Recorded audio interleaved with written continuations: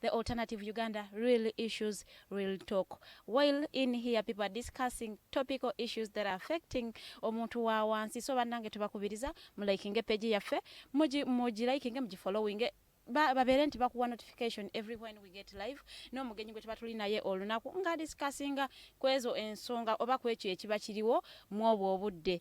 Amanya Farida Bikobere nkoze ne munnange LILIAN LUWEDDE olunaku lwaleero saagala muyanjule njagala yeyanjulire ye kennyini then tweyongere mu maaso.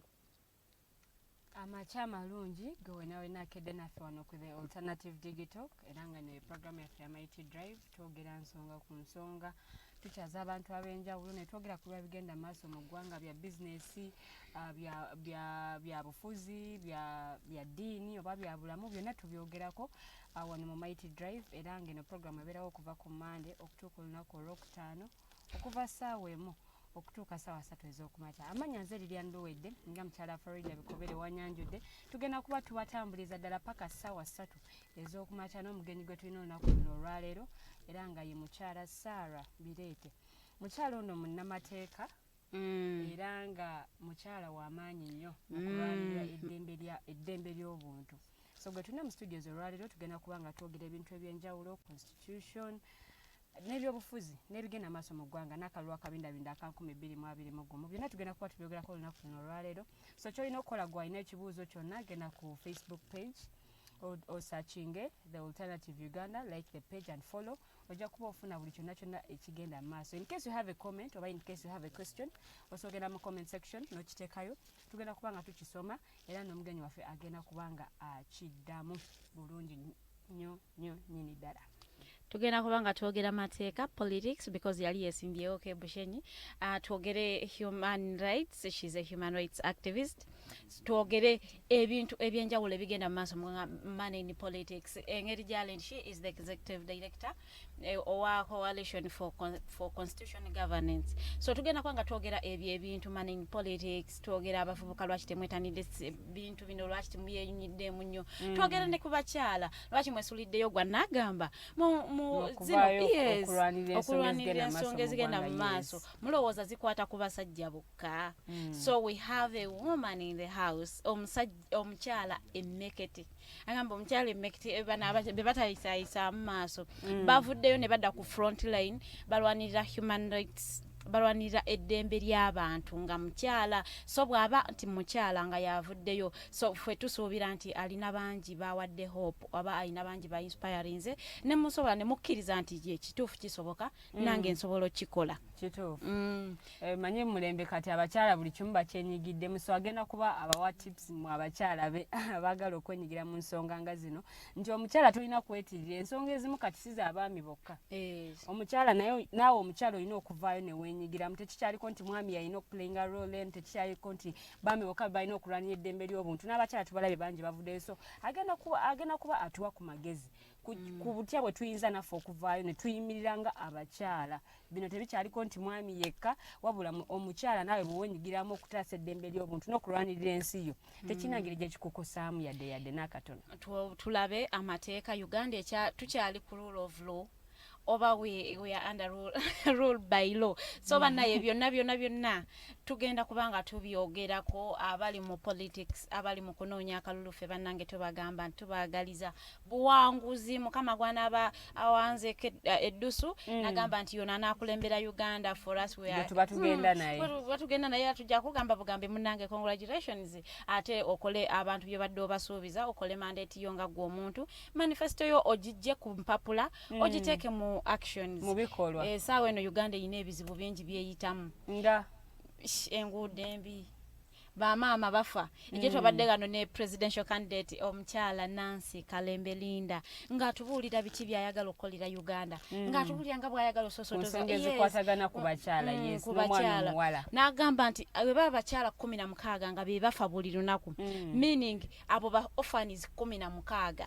abatondebwawo buli lunaku be batondebwawo buli lunaku then bannamwandu 16 beba abazeewo abasiga batata basemwandu I mean then bamama abafiiriddwako abaana baabwe babaweze 16 buli lunaku so olaba impact ejize namba eyo nene nnyo so ibayita gukolwako okukyusibwa abantu abo abafa babeera bangi n'abaana abo abafa babeera bangi lwa health sector yaffe etafiiribbwako so tubaleetera abantu ne babawa endowooza zaabwe gwe munaffe kibajja oli ogamba gundi oli yalina endowooza ezizimba naye ng'ate njagala okubajjukiza nti ennaku ziri 63 ezibulayo tulonde president wa Uganda 63 days tugenda kubanga tukolera countdown every day mpaka tunatuuka ku hours tuke ku seconds nga tukyalina then nga olunaku saawa mulindwa ngetuse but now we say we have 63 days to go to vote the president of Uganda. Mbajjukiza bana Uganda mugende mulonde abavubuka tugende tulonde bino tebikyaliko nti mukadde amanya abavubuka abasinga besulayo gonna gamba nagamba wayi ebyo abakadde basobola okusimba layini naye abavubuka tugende tulonde bannange tugende tulonde oyagala enkyukakyuka so enkyukakyuka eyo tegenda kujja nga tugenze kukola ki nga tugenda kusuula kalulu era bwe tuba tugenze okulonda banayi tukuume eddembe obululu tebutwawula because obululu bwo kiseera ky'okulonda kiggwa but obuvune bwofuna gwe ng'omuntu obukutuusibwako kibuva obusigalawo osigaza enkovu okiwulidde so akalulu bwe tuba tugenza okulonda tukimanye nti akalulu kalulu tugenda kulonda kimale kiggwe but bw'osalawo n'oleeta obuvuyo obw'enjawulo poliisi egenda kukolako ejja kukolako ng'obuyinza bwe bukola ki ng'obuyinza bwe bulagira era bwe tuba tugenza okulonda kimanye nti akalulu kakyama togabanyizaako gundi nti nze tukola ne FARIDA kamugabanyizeeko ngenda kulonda gundi awagira mulala nange nkola ki wagira mulala awe wava olutalo yes naye ng'ekisinga obukulu ffe tubakubiriza ntubagamba nti bannange mugende mulonde let us overwhelm these people bagamba abavubuka tetulonda kituufu bagamba abavubuka tetulonda leero tubaswaze tugende tulonde tubenga ffe tusinga obungi mu namba yes nga ffe abasinga bagamba nti tulina bugumiikiza wonootuuka ku polling station nga ballot papers tezinnatuukawo nga gwogenda agenda tadda agenda kituufu tadda yes obululu bwe temunnatuuka mugumiikirize mulonde enkyukakyuka gy'oyagala etandika naawe ogenda kyusa otya obulamu bwo oba society y'omwoli otandika na kulonda yo vote akakaluluko kawe ekitiibwa kawere ddala ekitiibwa kinene nnyo banaye mugende mulonde temulonda munnyo temulonda sukaali gundi yampa balonda sente kati kati ebyo tebakyayagala munnyo sukaali sabbuuni kati baagala sente zennyini nze njagala okwegatta ku omwami Adolf nga njagala ne mubagamba nti esente bazikuwa zirye naye ategenda omuntu genda olonda omuntu agenda okuyamba ezante bazikuwa zikole zirye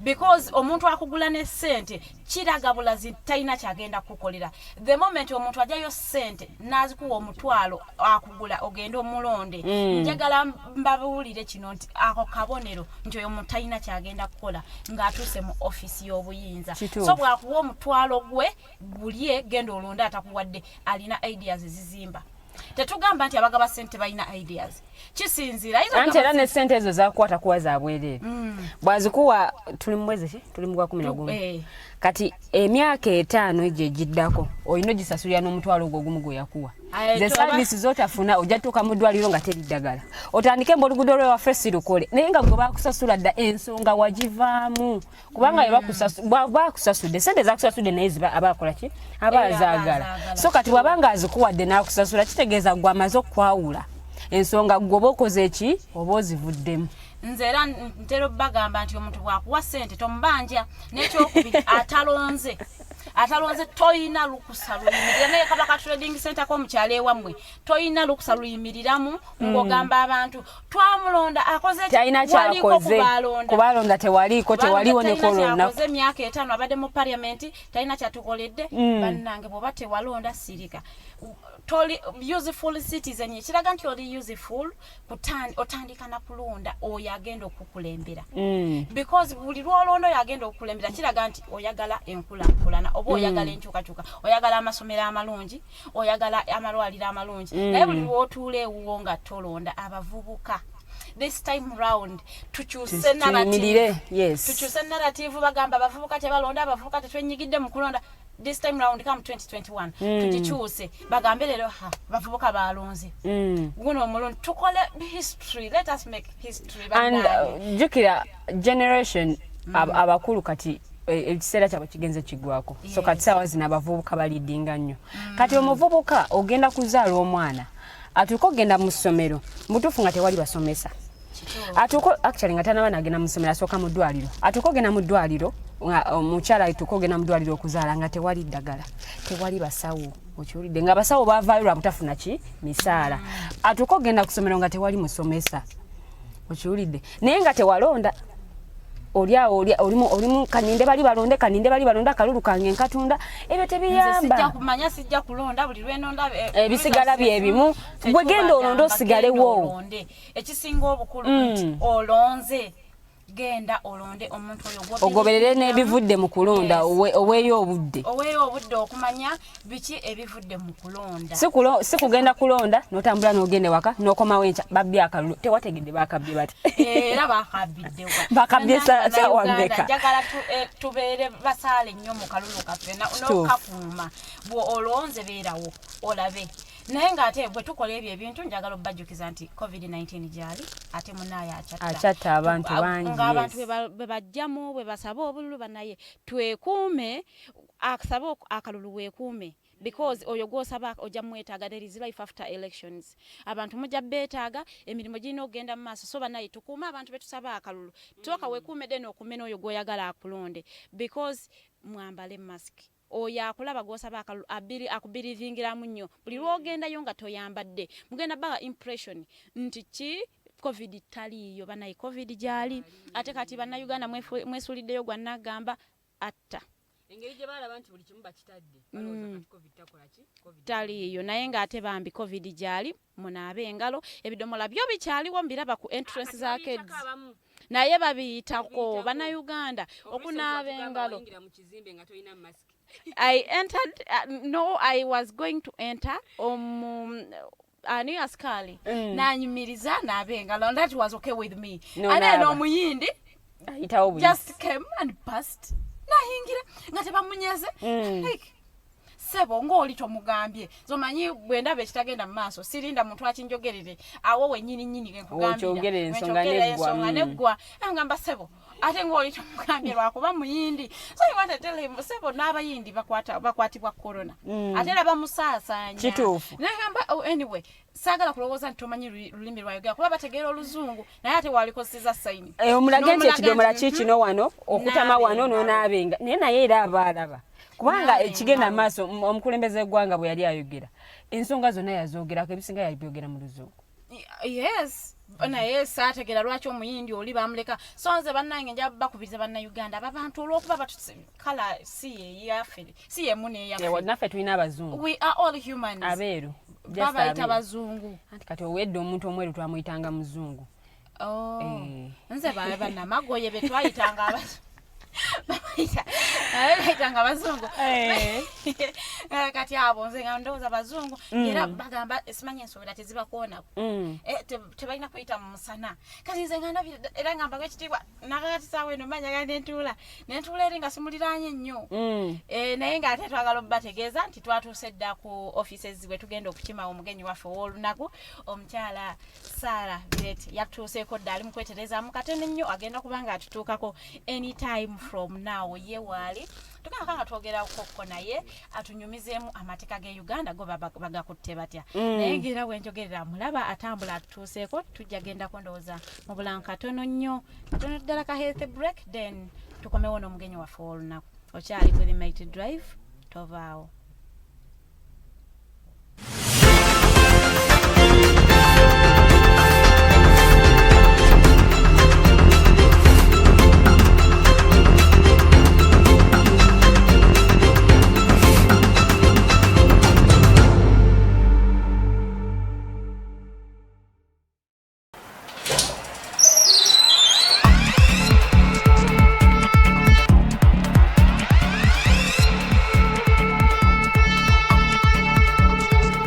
You have got to get up pretty early to go do something.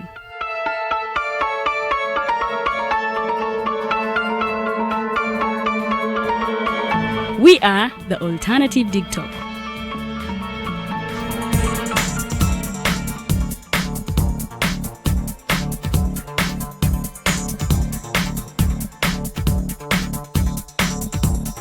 With our mobile studios, we are redefining TV presentation just as technology is setting the pace. We are blending our approach with fresh, perspectively designed breakfast show, The Mighty Drive, informative and entertainment show, exclusive and live interviews. We President Museveni wadde juzi namulaba apima akawunga kilo 2 tasobola kalya nini bwaba alya kilo 5 weyanema okuliisa eggwanga ne bwe limundekera. Njagala kwebaza the Alternative Digital etuwadde kano ka Mighty Drive era n'abatuwuliriza bonna abali ku mikutu njagala basaba mugende mu maaso n'okuwuliriza. All given to you just a click away on your phone, tablet, laptop and smart TVs as we are streaming live on our social media platforms, on the road and on the go. We are the Alternative TikTok.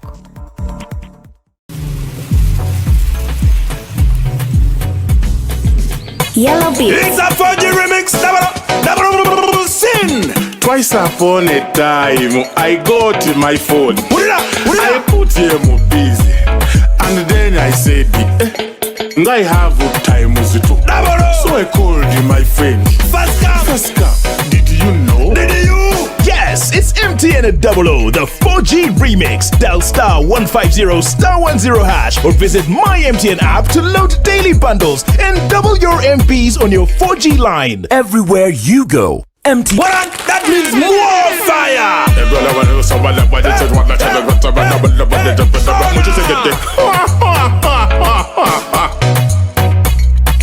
What is up? What's it down?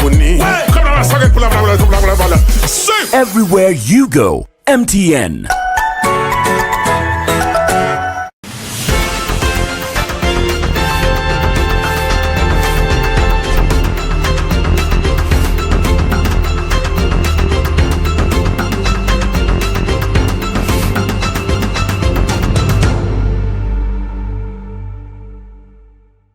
Oliko the Mighty Drive ye program jo chaliko ebererawo ddala from Monday to Friday esaawa eberemu eyokumacha mpaka saawa 3 FARIDA BIKOBERE ne LILIAN LUWEDDE nga tukutwalaganya maaso n'omugenyi gwe tuba tuli naye nga tunyumyamu ku nsonga eziba zigenda maaso mu ggwanga.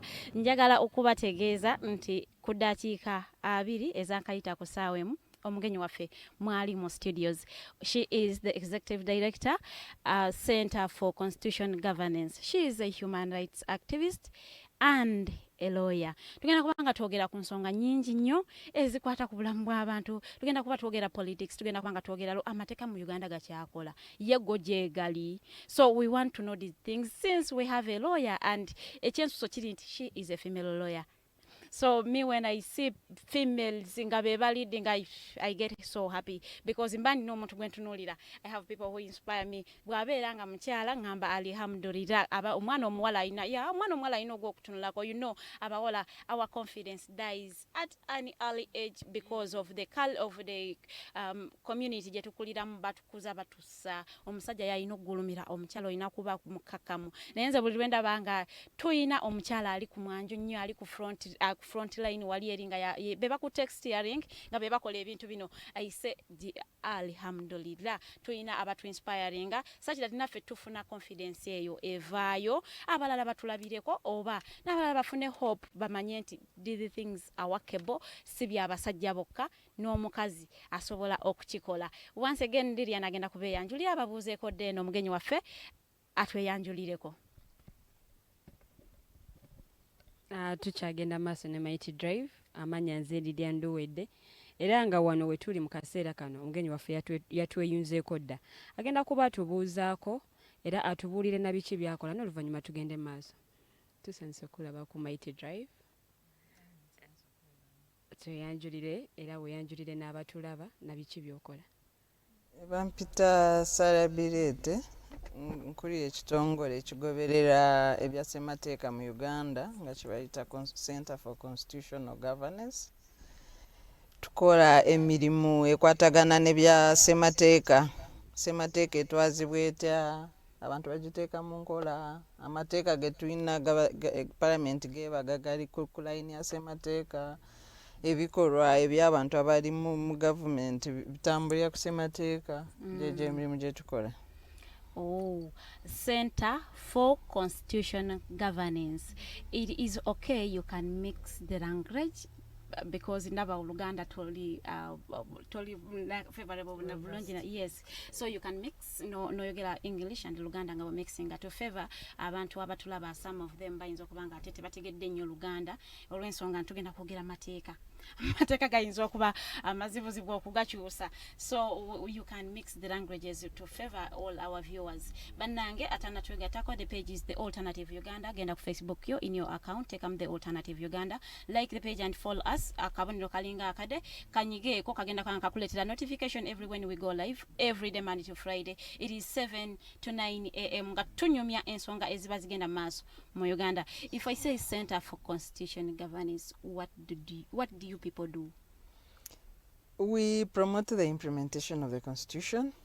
We promote citizens' constitutional rights and obligations. We empower citizens to know their constitution, and we encourage citizens to defend the Constitution at all times as enjoined by Article 3 of the Constitution. If I say Center for Constitution Governance is only based in Kampala, would I be wrong? You would be very wrong. Actually, we work in Uganda, Kenya, Tanzania, Sudan, and we have coordinating agencies there. But also within Uganda, we run a program known as the Hope Initiative Club, which is in 31 universities and 15 institutions of higher learning, other institutions of higher learning. So it's not only in Kampala. I'm just coming, but we also run programs that are countrywide.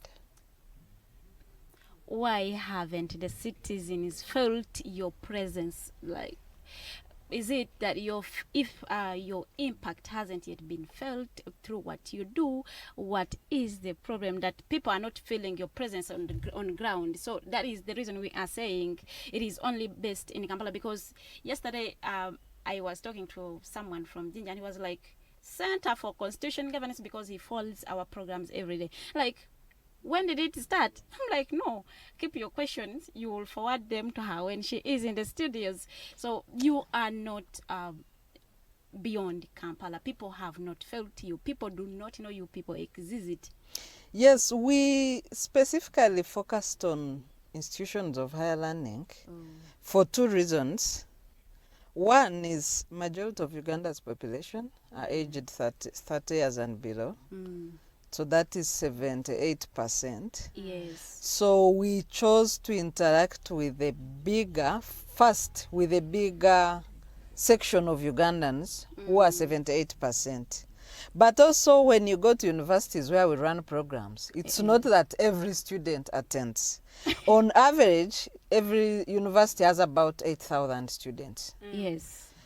Our program membership in universities, each of our club has a minimum of 200 members.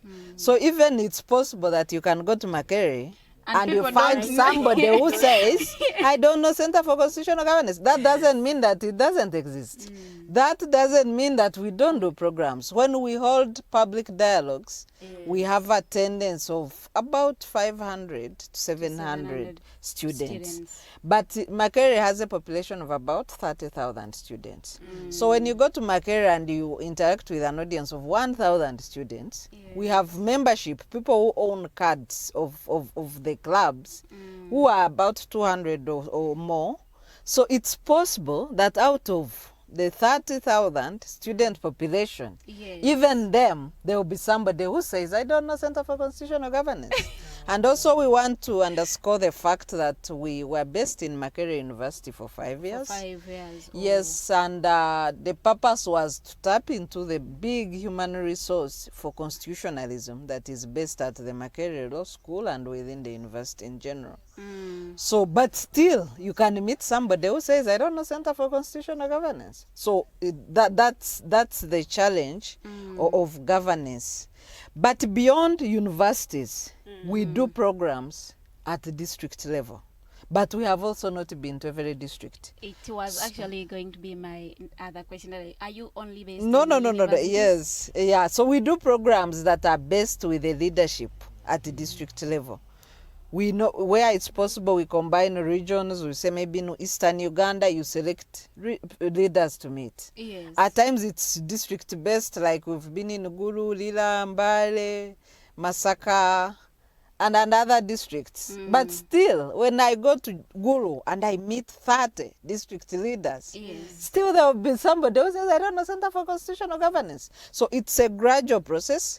But the most important point I want to emphasize is that constitutionalism is a culture that we must build. It is not a program to say I have heard about organization, I have attended the program. It is a culture that we must also build to make sure that the Constitution is our day-to-day document, key guiding document, especially in governance.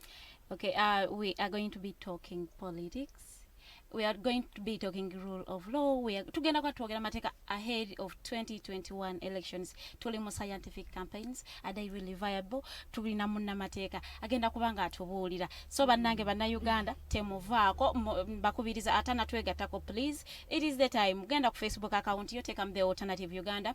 Go and like the page, follow us. Ogenda kubanga ofuna bulungi discussion je tugenda okubeera nayo kuva kati mpaka eri saawa 3 ndowooza tunakomeekerezebwa ku saawa 3. Munnange ojja kuba ofunye ekyokuyiga fe tubakubiriza era twabagamba when we promise we deliver. Tubaleetera omuntu gwe mwagala okubaako ne kyemuyigako ne muyigamu kyemuyize. We are heading tuli mu kaseera kakazibuzibu kano kazibu kaseera kakulonda. So tubaleetera abantu abo ab'ensonga abalina bye mwetaaga okuwulira ne mbanti mubiwulira ate ne muyiga.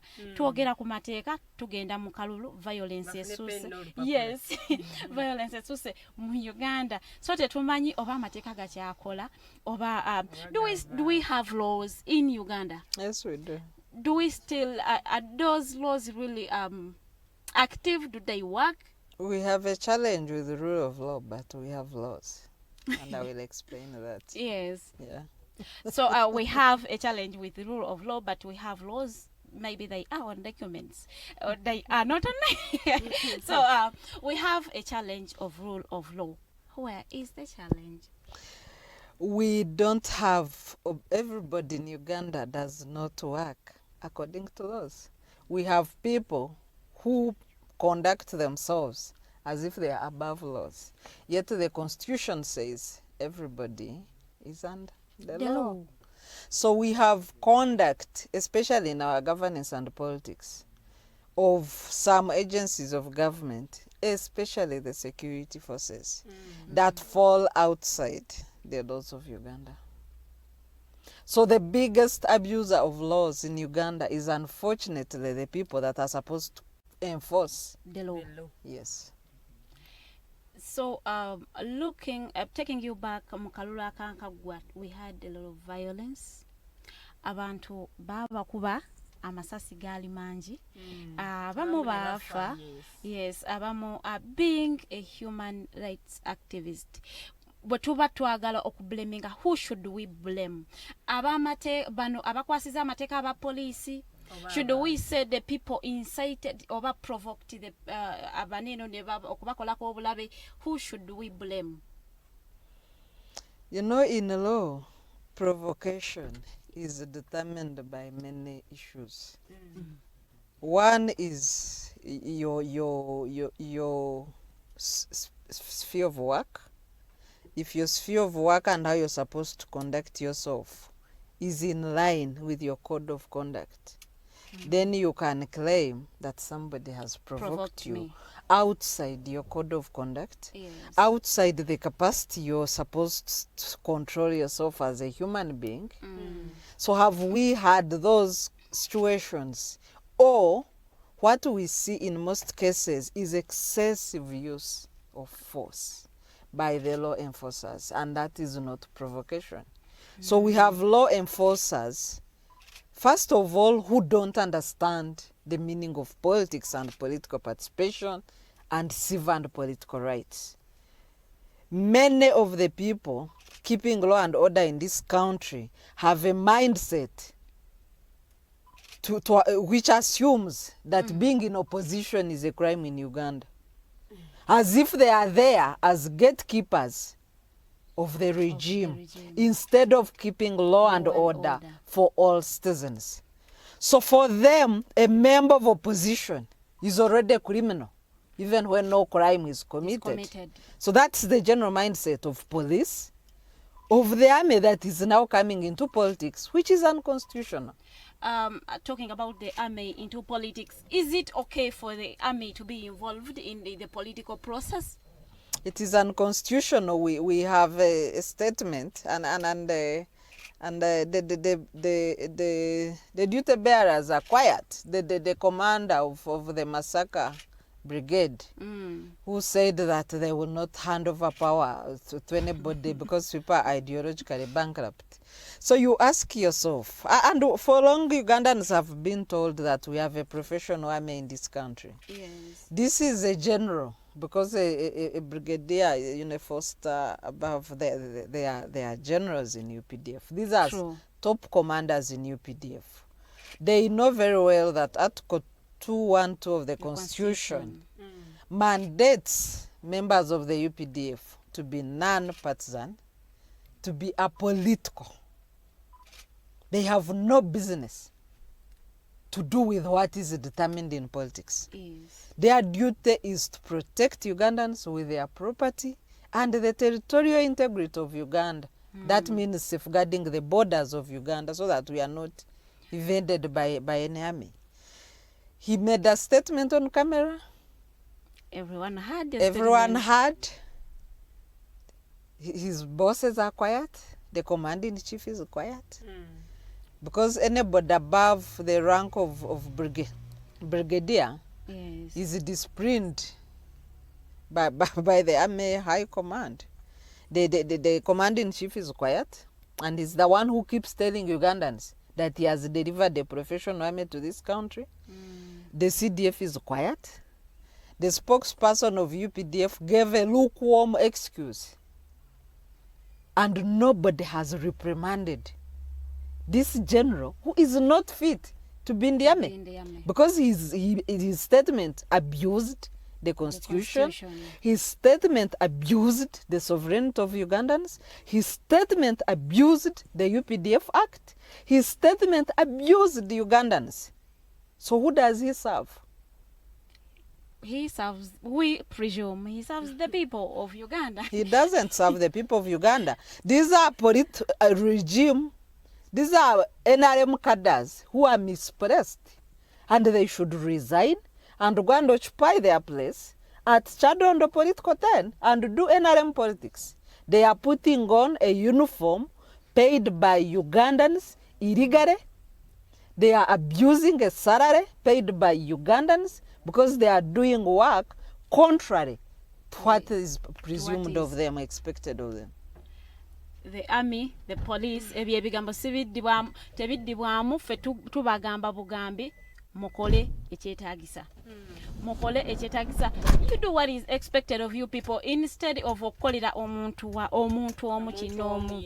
Abantu mugenda musiko kukuuma bannayuganda n'okukuuma eddembe mu ggwanga. So when you come out ne mukola ezo statements inciting abantu bwe bakoowa, they become radical. Ate kiba kizibu nnyo controlling omuntu afuuse radical. Baba bazibu ba controlling ddala. I want to remind you, we are talking politics, twogera mateeka, twogera rule of law ahead of 2021 elections. Twogera violence ezibaddewo na biki bye tulina okusuubira mu 2021 elections. Nga mbajjayo keyo katono tugenda kwogerako ku money in politics. Twogera money in politics mpaka osawa nga 2, then mbazzeyo ku backlog of cases eziri mu Uganda wani eno nga neba ze ba reporting abazijira baziteekayo dda in 2001 ng'omusango tegunnasalibwa. What is the problem? Tulina bajaji batono bannange. Discussion is wide. The discussion is wide. So tubasaba busabi mubeereko ku page. The page is the Alternative Uganda. Teeka mugenda ku Facebook account yo in your search engine. Teeka the Alternative Uganda. Discussion ogenda kubanga ogifuna bulungi ddala. We have the executive director of Lilian. I do not want to talk too much in Gosirisi. Awo wenyini nze mbadde njagala mubuuza. Should there be any limits on what government can do and what it can't do? That's what the law creates. The law creates limits for everybody. The law creates do's and don'ts. If you go, for example, the biggest challenge of Uganda so far and the promotion of constitutionalism is a failure to observe human rights. That is under Chapter 4 of the Constitution. Chapter 4 of the Constitution tells everybody what they are supposed to do and what they are not supposed to do. So the law creates limits, and that's the purpose of the law. My next question is, you as Center for Constitutional Governance, are you only seen during elections, or after elections you're still operating? Well, if you have an organization, actually observing, participating in elections is a by the way to our work, because governance is a process. Even elections is a process. Elections don't start with campaigns. Immediately after electoral season, after, for example, May 12th, 2021, when we are supposed to have a new president sworn in, immediately after that, a new electoral cycle starts. Yes. But many people assume that elections is just campaign season. Campaign season is a climax of an electoral cycle. Elections touch on all processes to do with civic education, which is continuous, to do with documentation and laws, to do with the registering and update of voters, which is continuous under NIRA, and then Electoral Commission gets that data for use in their updates. We will have by-elections after that, which will take us to another 2.5 years. So an electoral cycle is continuous. The elections is a continuous process. It's not an event. We shall keep on referring to the previous incidences and then find a solution. If so, those things would are likely to happen come 2021 in our general elections. Emabegaka awotulaba abantu nti bateekamu esente nyingi mu kamyufu akankagwa nti there was a lot of money given out nga zivamu abo abeesimbyewo nga bagula abalonzi abagenda okubalonda. So we want to know what is the impact of this money in politics. Well, money tech abuses people's rights to vote and choose leaders free. Because when you go under Article 1 of the Constitution, that is the most largely misquoted article in Uganda's constitutional history. Because many leaders stop at power belongs to the people, but they don't explain how that power belongs to the people. But a summary of Article 1 says power belongs to the people who shall exercise that power in accordance with the Constitution. But also through that exercise of power, they will elect their leaders in regular, free and fair elections. So the issue that citizens should interrogate is, how do we have that power existing in Uganda? Because once you do not have free and fair elections, then you are conflicting with Article 1 of the Constitution, because the people have no environment to freely elect their leaders in regular, free and fair elections. So when you bring in money and voter bribery, first of all, bribery is dehumanizing. It is to say, I have looked at you, your value is 50,000. That is at most, by the way. The most common bribe is 5,000. It used to be 1,000. So you are looking at people, you are valuing, they are value for the next 5 years. you have put it at 5,000. What does it mean? That in this voter bribery, the people sell their sovereignty and the leaders abuse the sovereignty of the people, and in the end you trade the social contract. The social contract should be a commitment on which people base on to elect leaders and call them out when they don't perform. For example, if a summary of my manifesto is to say clean water for all, equitable healthcare, quality education for all, and I do not deliver, that is the basis for which a voter has given me their vote, and I do not deliver on that, then they can call me out. But in a discussion where we are seeing money flowing around, like we saw in the NRM primaries, they just concluded NRM primaries, there is no discussion on the issues. There is no discussion on the social contract. There is no contract between a voter and a leader. It is a trade-off. So we have turned our politics into a grand auction, which is fundamentally wrong, which should be condemned by every citizen, and these leaders should be ashamed of themselves because they are not leaders. They are just transactional businessmen occupying governance space. But away from that, when you look at the general architecture of NRM campaigning, their only legitimacy is money and voter bribery. You saw the launch of President Museveni's campaign in Luwedde. They are reading out a list of emyoga. Emyoga is a government program where Parliament has voted money to go to citizens. It is not an NRM program. President Museveni is abusing a taxpayer. Even on his campaign list, he has a Myoga officer. Taxpayers' money. People who support Bobby Wine, people who support Besigye and FDC, people who support Muntu, it is their money that he's using to campaign. So if he wanted to make Myoga his campaign program, he should not have to table it. They have even passed a supplementary budget in Parliament, a rushed supplementary budget. So now all Ugandans know that a Myoga is voter bribery. It is not a taxpayers. So he's using taxpayers' money for his voter bribery and campaigning, which is fundamentally wrong and unconstitutional, and it is a clear electoral offense. Do we have electoral laws that limit this money, this spending of money in politics? Yes, the amendment actually of the Presidential Elections Act is very clear on pledges of use of money and throwing around programs on campaigns. Actually, the issue in the last elections of giving out horse by the Prime Minister, who was the chair of the campaign task force, it was an electoral offense in the Amama Mbabazi versus Yoweri Museveni election petition 1 of 2016. It was a confirmed electoral offense. So what do you think should be done? During campaigns, pledges, programs, whatever are supposed to stop. Oh, because the money that people use in politics, it's hindering the inclusion of youth in politics, in Uganda's politics. So what should be done to solve that issue? The main issue that hinders youth is it starts with the exorbitant nomination fees. If you look at the unemployment rates in Uganda, They're very high. 83% for the educated youth is very, very high.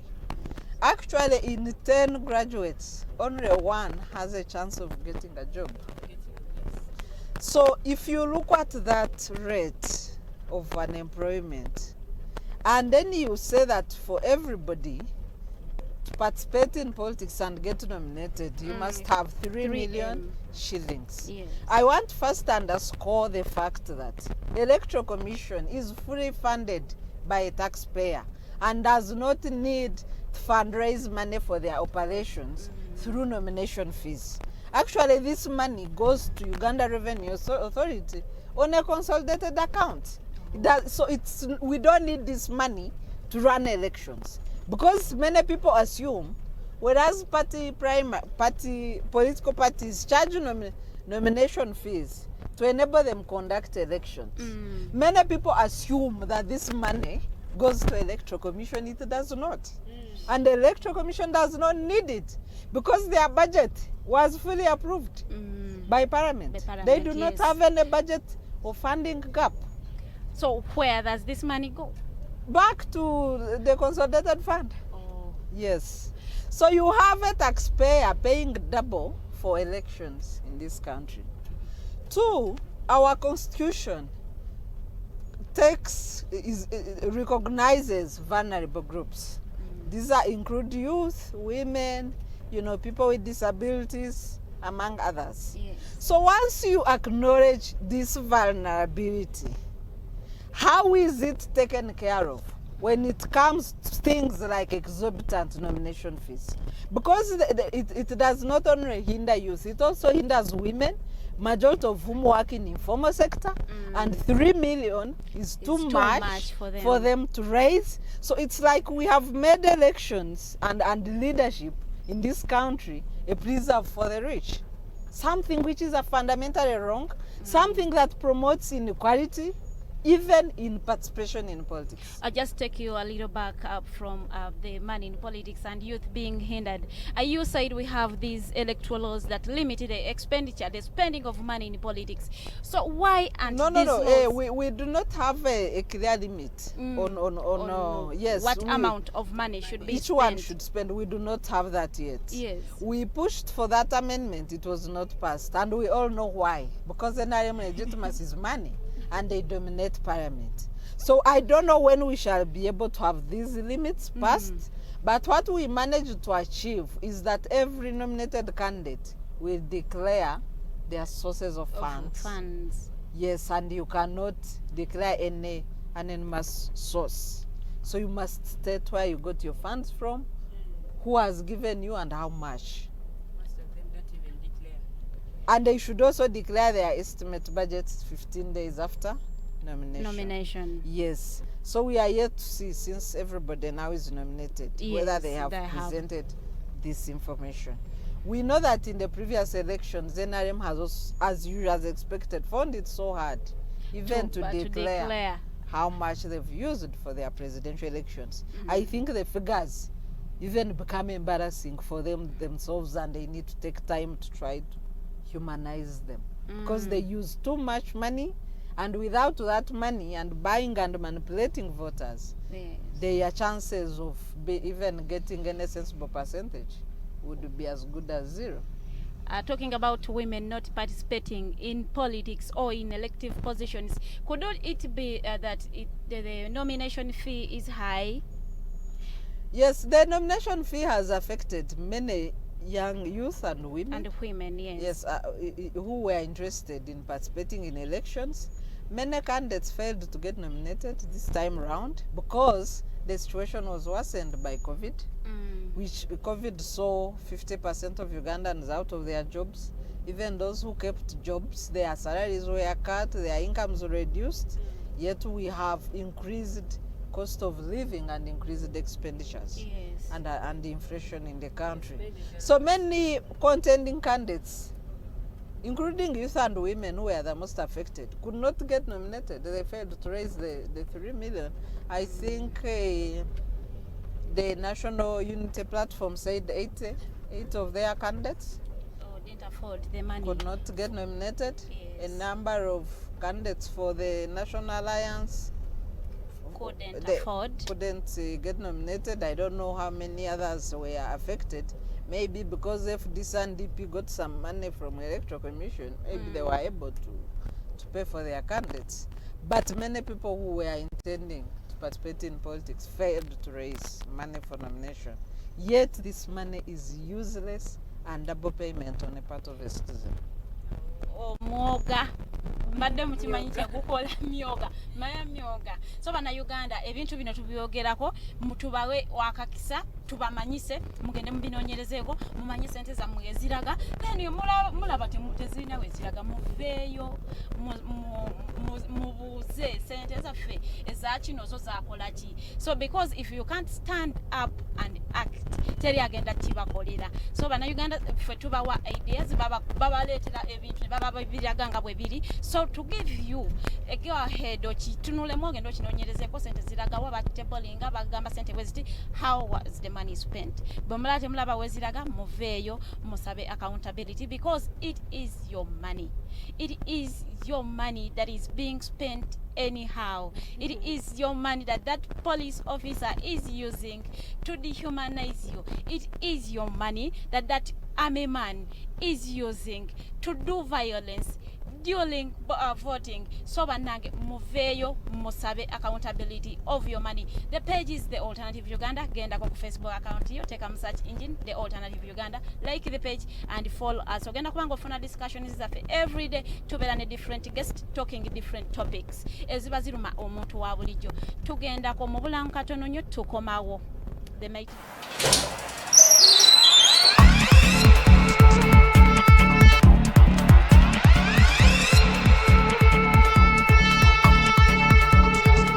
You have got to get up pretty early to go do something.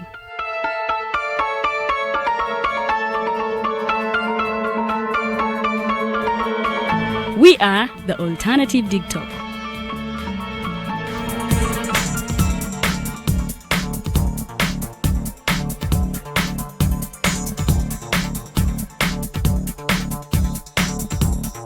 With our mobile studios, we are redefining TV presentation just as technology is setting the pace.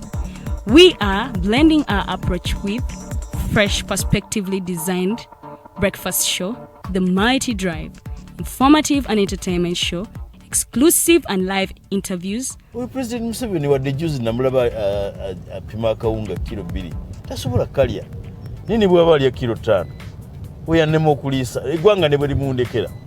Njagala kwebaza The Alternative Digital etuwadde kano ka Mighty Drive era n'abatuwuliriza bonna abali ku mikutu njagala basaba mugenda mu maaso n'okuwuliriza. All given to you just a click away on your phone, tablet, laptop and smart TVs as we are streaming live on our social media platforms, on the road and on the go. We are the Alternative TikTok.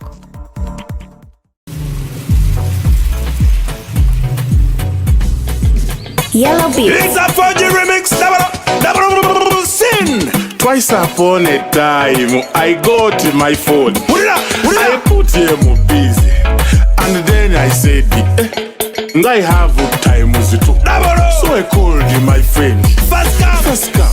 Did you know? Did you? Yes, it's MTN at 00, the 4G remix. Dial *150*10# or visit my MTN app to load daily bundles and double your MPs on your 4G line. Everywhere you go, MTN. What? That means more fire!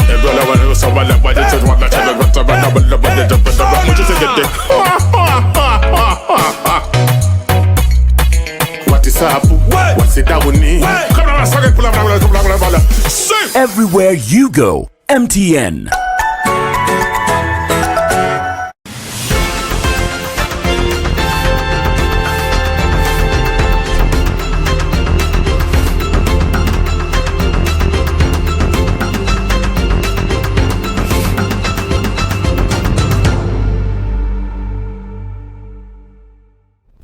It is the Alternative Digital. We say real issues, a real talk.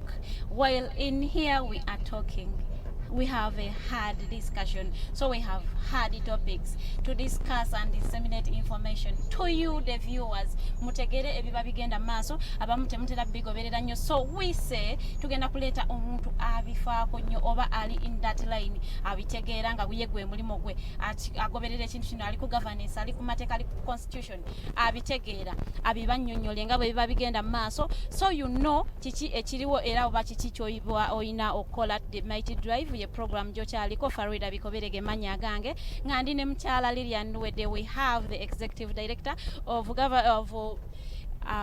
Center for Constitutional Governance. Munanga gwe tuli naye, she is a female human rights activist and she is a lawyer. You will ask me why am I emphasizing the word female.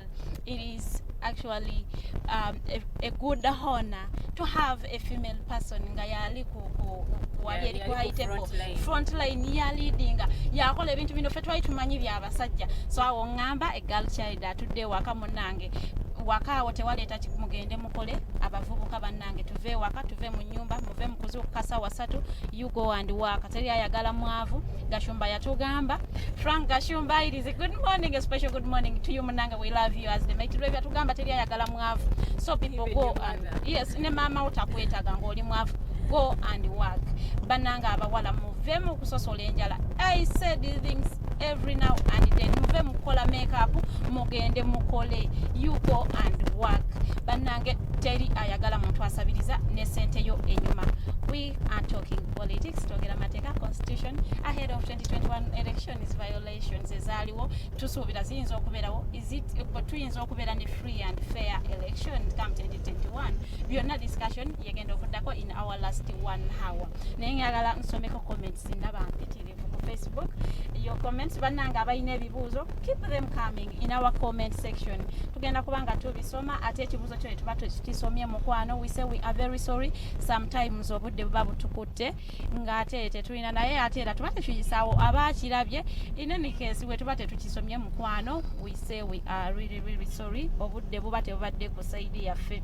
Omwami Robert Mayanja, thank you for watching us. Agamba Friday talk about the candidates like one in Nakawa 2 who distributes milk and bread, soap and cash, but only at night from 9 to 12 midnight.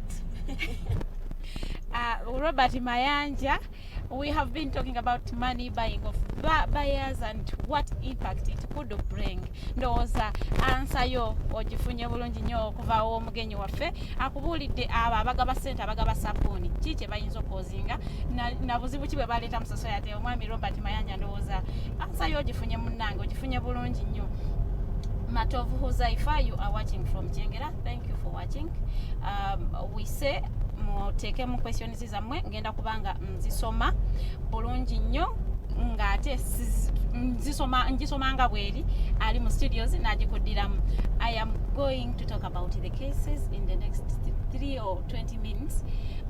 We have a lawyer in the house, so we see a backlog of cases more justice sector. Why is there a backlog of these cases that keep on piling and abantu tebafuna justice mu bwangu? Cases zirwawo okubeera tuyina abajejezi batono oba waliwo ekitali kituufu in that sector of justice and law? I will start from the ratio, the citizen ratio, lawyers per citizen ratio. As much as we see many law schools opening and many people studying law, we still have one of the lowest lawyer per person ratios in this country. Oh. So that's why many people don't even think of hiring lawyers. So it is a combination of two issues: access to justice. The barriers. One is the lawyer citizen ratio.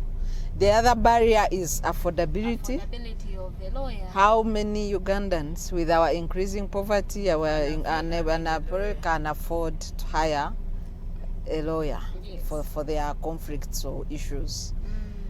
The other barrier, third barrier to access to justice, is location of courts. We have a limited number of courts. Every district has at least a magistrate's court. Yes. Then you find some districts don't have chief magistrate's court, especially the new ones. So they have grade 1, grade 2. So, but then you look at high courts, which are regional. Barara, Fort Portal, each region has one high court. So the access even is limited now at that third level. So the fourth barrier is now the ratio. The cases each judicial officer handles. There are too many. Because of those barriers I have mentioned. Of course, when you have few lawyers, then you have few judicial officers, then the judicial budget, at least now we have the Administration of Justice Act Finally, it was passed this year. At least there is improvement in remuneration of judicial officers. We had also an increment at the higher level of Chief Justice, Deputy Chief Justice, and Principal Judge and others. So at least we have an improvement which has come in this year. So you need to ask yourself, the 58 years of independence, how have Ugandans been accessing justice? Or how has been the administration of justice in this country? So away from that, so you have a judge handling many cases. Minimum at high court level, a judge needs 6 months to dispense a case. But if you have 20 cases, so this means you can dispense effectively, let's say 2 to 6 months. Yes. So let's take the lowest, 2 months on a case, but that takes all the time for hearing, because that one is really, you cannot hear a case and issue a judgment in 2 months. You cannot, even if you focused on that one single case. So if you said, let me attend to this case and finish it, you need a minimum 3 months as a judge. So if you need 3 months to dispense a case, that means that in a year you can dispense 4 cases. Well, but I know that many judges at most issue about 16 judgments in a year. So they are moving from 4 to 16. Are they underworking? No, they are not. They are overworking. They are overworking. Yes. So those limitations that I have mentioned are a cause of case backlog. So what should be done? There are solutions, and some of them have. I wanted to first mention what the judiciary has done, innovative ways. I want to first commend the creation of a sexual offences session. We have a lot of gender-based violence in our communities. So judiciary has put a special session to attend to sexual and gender-based cases in court in their own session. This helps deliver justice to many women who are the majority victims, but that should not blind us to the increasing violence against men. We cannot fight to prevent justice against one gender, violence against one gender, and then blind ourselves to increasing violence on the other gender. That is not justice in our society. We must condemn, even if little. Many women say, no, the violence against men is little. But even that little, we do not need it.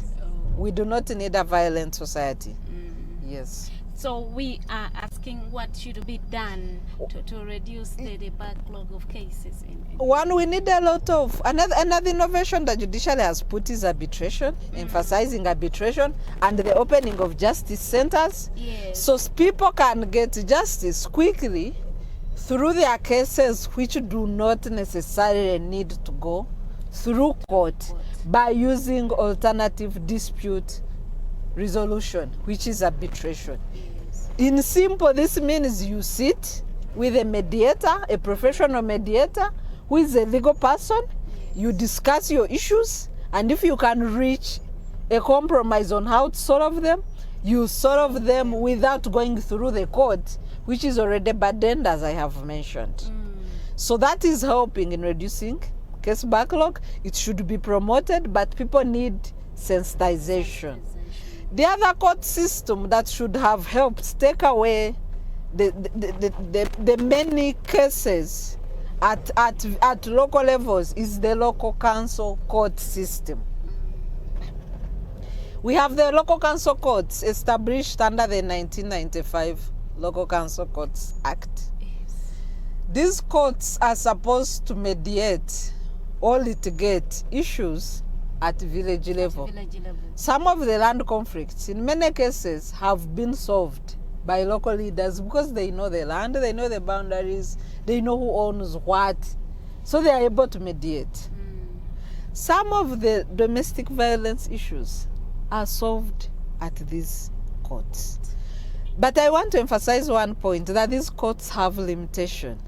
Unfortunately, these courts have attempted to handle capital offenses, especially cases of defilement, where people are bribed, parents are forced to take compensation, as if that takes away the crime of violating a girl child.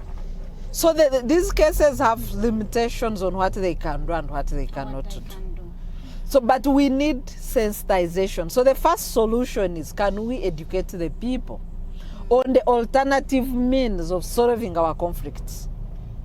Because there are cases which don't need to go beyond the LC. There are cases which can be, yes, there are cases which can be handled by the civil justice centers countrywide through arbitration and alternative dispute resolution. There are cases which need court, and these two issues cannot solve.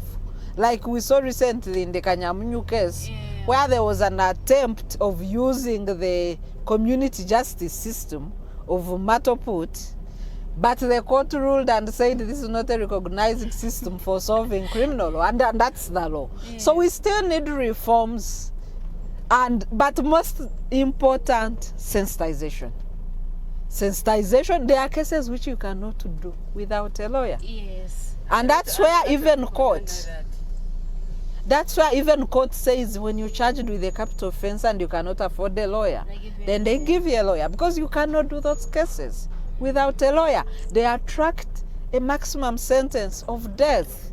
Yet nobody wants to hang an innocent person in a proper judicial system. Okay. Can you please tell us what are human rights? Human rights, with my broken Luganda. I will also do English. Human rights, dyedembe omuntu lyazalibwa nalyo ng'omuntu. Katonda yakuwanga, yatutonda n'eddembe lyaffe. Government si erituwa, teri muntu alituwa. Naye amateeka gabeerako nti galongoosemu engeri gy'osobola okukozesa eddembe lyo. So human rights are rights we are born with as human beings by nature of us being human. Nobody gives us these rights, but there are laws that regulate the enjoyment of these rights, so that as you enjoy your rights, I also remain with my freedom. You don't affect my space. Thank you. Ndowooza definition mugifunye bulungi nnyo. Tubadde twogera ku cases eziri mu judicial system nga ziruddeyo, naye ndowooza babannyonnyodde n'atuwa ne solutions.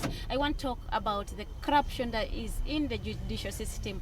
If you are fortunate enough nti omusango gwo gukolebbwako ate abantu abamu tebafuna justice because of the corrupt judicial officials that we have in the system, what is the cause? Are they being paid low?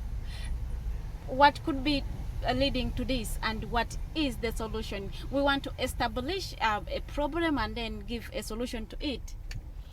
Yeah, I know that on the corruption index, the Uganda corruption index, judiciary features, but it's not the highest. The number one is police and other institutions of government. Yes. We have corruption in society. Let me explain the corruption I'm talking about. We do not have a value-based society. Let me give a simple example of a line in a bank. You enter a bank, everybody has come to the bank to do what they are transacting, and they have other things to go and do. Yes. In a bank, everybody lines up behind the other. And it should be first come, First served. Yes. But I'm sure every Ugandan has seen a Ugandan jumping a queue in a bank. As if these people who are standing in a line have nowhere to go, or have no business to do, or have come to idle about in a bank. Yes. I always find myself at a shouting end because I cannot stand anybody jumping a queue in a bank. If you are in a hurry, move faster. But even there is a problem with tellers. No. Tellers, they just call you just like this. Yes, and I'm explaining the corruption in society, how it starts. If you are in a hurry, keep your time, move in a bank on time. Yes. If you have an emergency, talk to the customer care and they help you solve your emergency. Yes, because they do. At times you enter in a bank and you have an emergency like a patient in hospital, Yes. and you are the only attendant. Even pregnant. Go approach the customer bench. They help you without you jumping the queue and abusing people you find in a queue. So you Ugandans, we need to promote values even at smaller levels. Yes. The English say the gentleman, what defines a gentleman is what you do when nobody is watching. Yes. So what do we do in our spaces? You commit a traffic offense. You don't even have time to explain. What Ugandans do is pull out money. Yeah. People moving after a curfew, all they put is money on their dashboard. That's how far corruption has eaten our society. And if you went by these benchmarks, you can score 80% Ugandans as corrupt. So going from this valueless society, mannerless society, a society where we do not respect each other, we only respect big people. Before I leave the queue business, big people assume that they are too big to line up. If somebody has entered honorable, Yes. if you have, that's what if you are honorable and a dignified person, approach customer care. They help, by the way. There are people who are not, for virtue of for their security reasons, for many other reasons, there are people who are not supposed to keep standing in a line. Yes. But follow the procedures. There is also bulk banking, where there is no queue. Yeah. You enter in, go there, 1, 2 people, enter in, please. If you're big, be big. Go and use that section. Or use the bank officers. They will help you, serve you. But don't abuse Ugandans you found in a line. So to me, that's where corruption starts. But away from that, how do we behave? I've gone to the traffic issue. Yes. Everybody has a small problem. What comes to our mind? Let me bribe my way out. From there, it has eaten up our political space, and I have already said it. I am contracting a social obligation with the people to offer a service. What comes to my mind, I do not intend to explain in my program. Many people don't have manifestos. Even people are not interested in manifesto. As you go to address a rally, people are showing you the what? The neck. The neck. Yes. That's how far corruption has eaten us as a society. So from there, it comes to issues like a police case. You have a police case. What comes to your mind? Let me get my phones. You know, where can we meet in the evening? You don't have time to explain yourself. Even when a lawyer comes out, even the lawyers, that's the language they use. Katigenda yo, you know, go and make a statement. Get me the contact of the IO. Ngenda kutula na ye. What is there to discuss about the law? Who is in the wrong or is in the right? There shouldn't be a discussion in a normal, you know, upright society. So from there, it extends to court. If you have failed to bribe at investigation level, it extends to court. So people with that mentality carry it on. Unfortunately, there are people on the bench or the judicial officers who also carry the same mentality, but it's not all. I have seen and known judges who even say it in their judgment. For example, the order against implementation of the Hamchugund case with the DTB, the judge wrote that there were attempts to bribe him. Wrote it and condemned it. So it's not that every judge accepts is, bribery. yes, so let's not condemn all of them. Let's applaud those who have refused and even come to the public to say there were attempts to compromise me. But there is, for example, there's a funny case in the East, Mbale to be precise, where an FDC candidate was disqualified before nomination because she used her matrimonial name on the national ID, and the matrimonial name came into the voter register. We have a constitutional court decision which says adoption of a matrimonial name is not a change of name. So it does not fall in the category of change of names that requires deeds and no. Adoption of a matrimonial name is not a change of name. This is a constitutional court ruling that has not been challenged. So this person was disqualified before nomination by a judge whom we think was bribed. Because first of all, the two entities that were bribed, suspected to be bribed, are electoral officials and the judicial officer in question. First of all, you do not disqualify a candidate before they are nominated because they are not a candidate. Yes. So there is no ground for disqualification. Hello? Two, you do not litigate in anticipation. So you cannot say, go to court and say, I dreamt that Sarah wants to stand, so I am coming because I suspect she used wrong names. No. So we have two officers, electoral and judicial officer, that litigated and acted in anticipation and disqualified an aspirant. You cannot disqualify a citizen because of what you suspect. No. This court is going to find this case is going to find its way in the Constitutional Court. I think it has been filed. It is a case that Ugandans need to follow, and it underscores your point of corruption in judiciary and how people are handled unjustly. When you meet a judicial officer, it can be a nightmare. When you meet a corrupt judicial officer, it can be a nightmare. So judiciary should not be, justice should not be for sale in this country. Okay. As a human rights activist, why do you think there is a lot of abuse of rights in Uganda? Is it because the Ugandans don't know their rights? Ugandans know their rights, especially the civil and political rights, because that's why we have the greatest abuse. Yes. It's on political participation, to be precise, and try to remove the other English.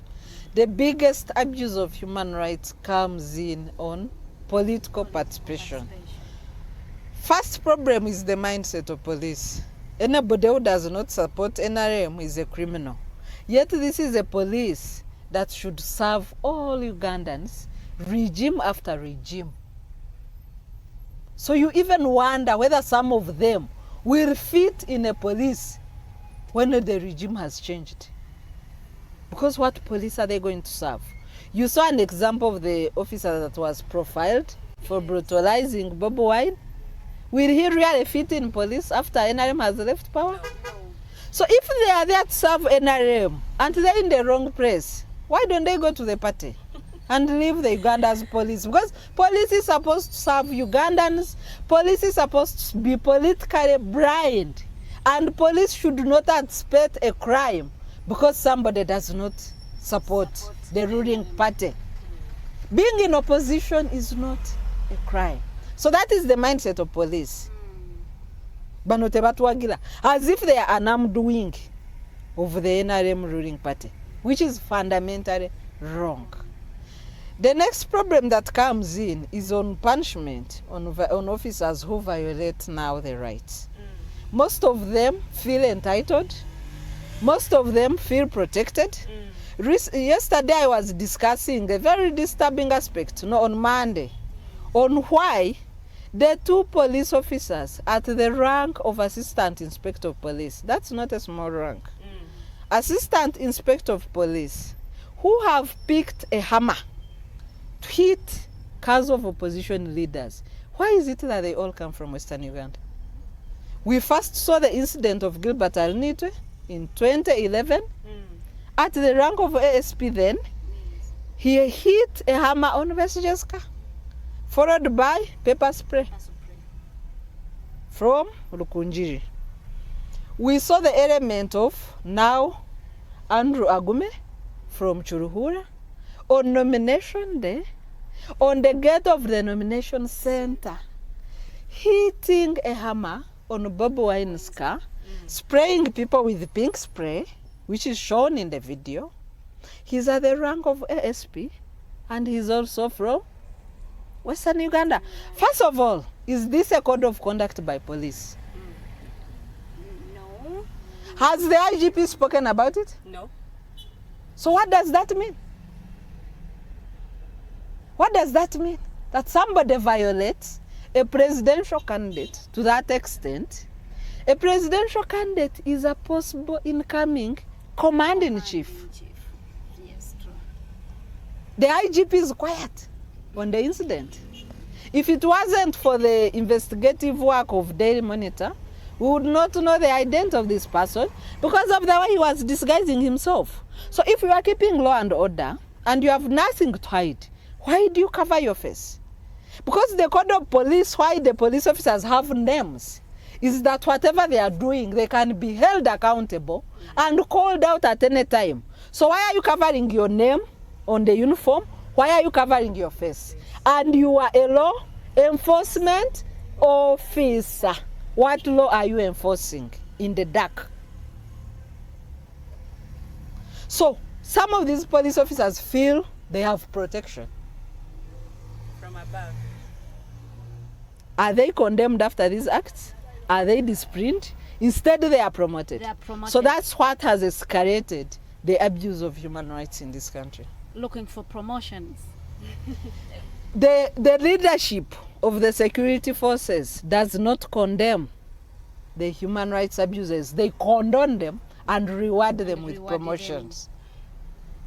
Munnayuganda atulaba okyali ku Demighty Drive program ebeerawo everyday Monday to Friday saawa ebeeremu ey'okumakya mpaka saawa 3 gye tuba tukomye n'omugenyi waffe ne discussion ebaddewo ku olwo olunaku tudde twogera mateeka twogera enneeyisa ey'abantu amateeka ne rights zo ng'omuntu zo zikwatiddwa bulungi ye zo zimanyi omanyi nti omuntu bwa violating a right you can stand up and no mugamba no it is my right to do this Bannayuganda bannange muyige okuyimirirawo okululwa ate tolinda omuntu omulala nze nange luli naye njalinda oli ajja kinkolera. It starts with you. Oba oyagala change, it starts with you. Tolinda ate omuntu ate Besigye yasinga okulwanirira ebintu bino kamulinde wanayimirirawo gwe ngenda okuwagira. It starts with you. But Uganda, we are in a mannerless society. That society where naffe abagamba nti tinza siri corrupt ogenda mu banka nga line mpanvu no itawo buyisi. So it's the Ugandans that are promoting corruption. Yes, buli Munnayuganda awamu oba awalala ali corrupt. Wali ogenzeeko awantu ng'abantu bangi nosasula omutwalo ne bakuyisaawo kale ate naawe n'ogenda eri ng'owaabye omusango mu judicial system ne bakusaba 10 nga togiina ne barulinga against you. So Bannayuganda, corruption etandika naawe okugirwanyisa begin with you. Ne bakusaba omutwalo naddala ku national bannange kunnira bw'ogenda okufuna national ID nga tolina kintu kidogo eyiyo ogibanja n'emyaka 5 nga tonnagifuna bwe bakusaba ffe tubagamba bugambi kwata video abasedu batugamba kwata video kiweereze kwata video mukwate obukakafu nga corruption ekisinga ekiyinza omalawo corruption mu Uganda evidence naye ebisinga nti corruption eyamba nnyo bweba ebeerako ne pate gweyambye atakifunyeemu yavaayo n'ayogera bwe kiba kimukoledde nga basirika. Yes, naye singa tutandika nti okay bansabye sente singa nsobola mu recordinga oba omukwata ka video, you have smartphones muzikozese muve mu kuzikozesa ebintu ebirala muzikozese ebintu ebibayamba. Bannayuganda musome batuga you read mumanye ebintu ebigenda mu maaso mumanye amateeka such that tebakukwatira wabweru w'amateeka nga ate tugamba ignorance of the law tekikuggyako musango. Munabadde simanyi nti ekyo tisirina kikola tekikuggyako musango. Mweyigirize okusoma mumanye kiki olina okukola na kiki otalina okukola. In our last 30 minutes tugenda kwogera ku free and fair elections. Are they viable tusobola okufuna free and fair elections come 2021? We have 63 days to go to vote our president come 14th January 2021. Even social media in these scientific elections, there are a lot of people that are complaining about it. Mostly these people that are aspiring to be member of parliament. Some of them are youths, but then they have to pay media houses in order to be hosted, and they are being asked a lot of money. So how is this? Give us a highlight on this. Well, we find ourselves in a unique type of election because of COVID pandemic. Yes. The COVID pandemic is global. It's not only affecting Uganda. True. And we all have a duty to protect ourselves. As viewers can see, we are socially distanced here. We do not have our masks on because we keep talking, Yes. but we are socially distanced. So I call upon every Ugandans that the responsibility to keep safe from COVID lies with us, each one of us. It's a personal responsibility. Let's keep safe. Let's observe the standard operating procedures to keep ourselves safe from COVID. It's real and it kills. Having said that, the nature of elections we find ourselves in Scientific. is not anybody's making. It is intended to prevent people from contracting and COVID-19. spreading COVID. The best ideal situation would have been to postpone elections until after the pandemic, because elections by their nature are a people to people, must be interactive, must be, you know, people must express themselves, people must speak out, people must be heard, people want to see somebody who is aspiring to lead them. So it becomes a bit problematic. And I wish to condemn the side of the leadership that they were not able, first of all, to manage the pandemic under the Constitution, because at the time the pandemic started in February, and the president was on record in his first COVID address. He said he received advice from the Chief Justice then, Batka Turebe, who was now retired, Yes. to conduct COVID within the confines of the Constitution. What would that have meant? It would have meant declaring a state of emergency. It would have meant following all procedures and negotiations with the approval of Parliament. But I think that the people who were at the helm of managing the pandemic did not want a lot of checks and balances in the management of the pandemic. So they chose to go under the Public Health Act 1935, which is draconian. 1935, I don't know how many years old it is. Even this was enacted 30 years before Uganda got independence. So you can imagine the nature of the law that we are using to manage a highly viral pandemic under current circumstances. There are limited checks and balances. Many people know that there is no value for money in all the COVID funds that Parliament has approved. Parliament is only involved at the level of approving funds. So the decision, even when it came to announcement of lockdown, those decisions did not involve Parliament, because the leadership in this country chose to manage the pandemic outside the Constitution. So it became difficult later to discuss postponement of elections, because that would have been easier had we managed the pandemic within the Constitution. Because once you declare a state of emergency, it enables you to postpone elections. But once you declare lockdown using decrees, presidential decrees, or call them guidelines under a draconian Public Health Act, you cannot now carry these documents to justify a postponement of elections. So that's how we find ourselves in an election amidst the pandemic. There is increased spread of COVID countrywide. There are increased deaths. I think now we are at 135 or more. The number of people dying of COVID per day is increasing every other day. Please take care of yourselves. So that brings us to the digital campaign. Yes. Civil society organizations were on record for having advised the Electoral Commission that you cannot have an election purely on media, social media, and digital. Like the first guideline, they had refused. It would be unconstitutional, because an election is premised among the key indicators of a free and fair election is ability to freely assemble, freely associate, and communicate your agenda so that every citizen or voter has heard from you, and then they are able to make their independent choices. We showed the commission on the limited media coverage in this country and the limitations of access to TV, radio, and other media, including social media, because we have 42% Ugandans who are able to access internet. So given these limitations, the commission came up with revised guidelines of, at first saying 70 people can assemble. But 70 people limits you to basically your campaign task force in the district. Yes. So it still remains problematic. And recently we saw the Ministry of Health saying rallies can now be at 200 people.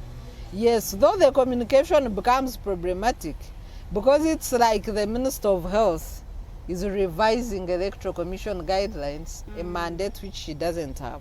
So I think the Minister of Health should have communicated to say that public gatherings, including weddings and other, because gatherings are not limited to campaigns. Public gatherings includes weddings, includes burials, includes all other things. So our communication should have been public gatherings can now be at 200.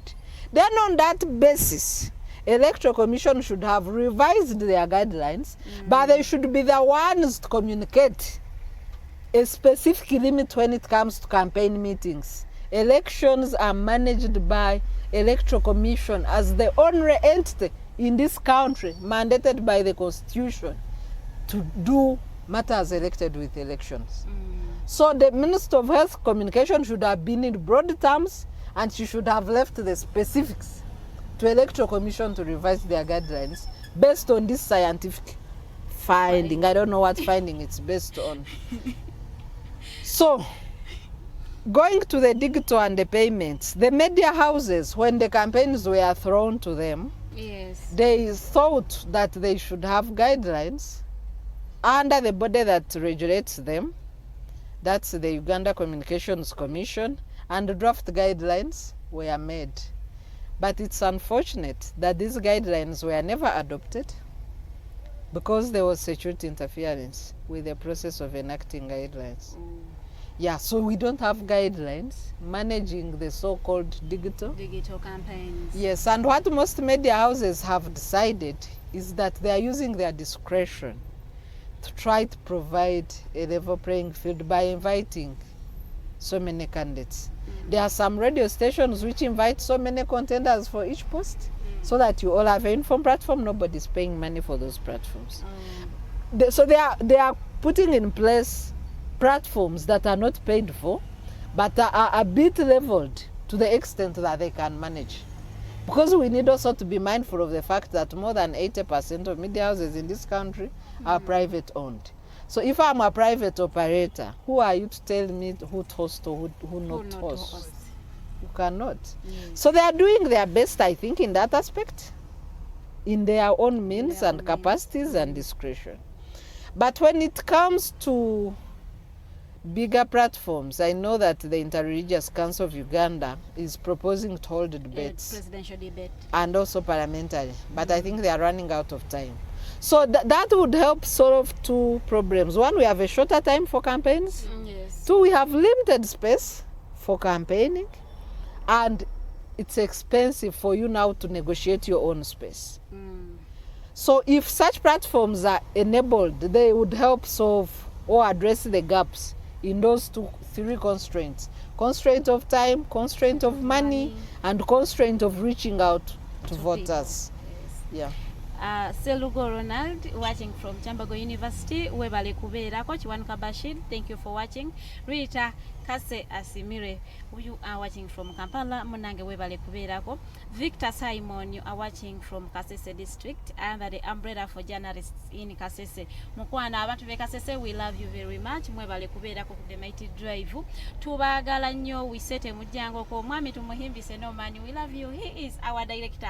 A special good morning to you, Tumuhimbi. muhimbise nomani naye webale kututeekamu kasente tumusime kato webale kubeerako mukwano mwebale kubeerako nga mutulaba tusuubira nti discussion zetubeera nazo zibayamba ate oba ne mujjamu kimu bibiri kye mba muyize de tuli mu kaseera kakulonda ani agenda okukulembera for the next 5 years. So munnange akaluluko kamatalinga nnyo yensonga lwaki tukuleetera ebintu bino obimanye such that when that time comes when you are alone ng'ogenda kutikinga ku ballot paper omanya ani gw'olonda na lwaki olina okumulonda so temumala galonda bantu so we say do not vote money vote issues. Omwami Robert Mayanja agambye olina omuntu ali nakawatu ng'agaba ebintu even beyond a few time. So I do not know about boka few tabakwata kuva sawa 3 ezoyo ekiro mpaka sawa 6 agaba munyo agaba sente agaba sabuni okugulirira balonzi.